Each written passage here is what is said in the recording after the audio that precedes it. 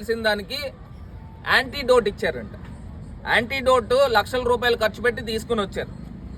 ఇంతకీ ఆ పేషెంట్లకి యాంటీడోట్ ఇచ్చారా ఇవ్వలేదా? ఒకవేళ ఇస్తే మీరు దాన్ని నిర్ధారించారా లేదా? అంటే ఇంత కాలయాపన చేస్తూ ఉన్నారు.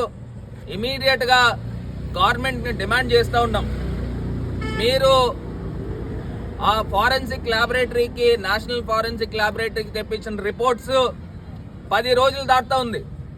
ఇమ్మీడియట్గా తీసుకొచ్చి ప్రజల ముందర పెట్టండి. ఇది తెలుసుకోవాల్సిన అవసరం ఉంది.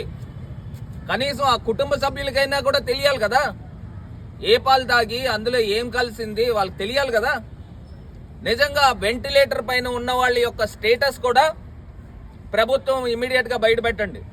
మీరేదో డ్రామాలు ఆడి కాలయాపన చేసి నీరు కార్చే కార్యక్రమం చేస్తే ఎట్టి పరిస్థితుల్లో కూడా ఒప్పుకునేది లేదు. వైఎస్ఆర్ కాంగ్రెస్ పార్టీ దీనిపైన పోరాటం చేస్తుంది. ఇక్కడ ఈ ఘటన జరుగుతూ ఉంది. ఇంకో పక్కన శ్రీకాకుళంలో అక్కడ మంచినీరు దాగి 64 మంది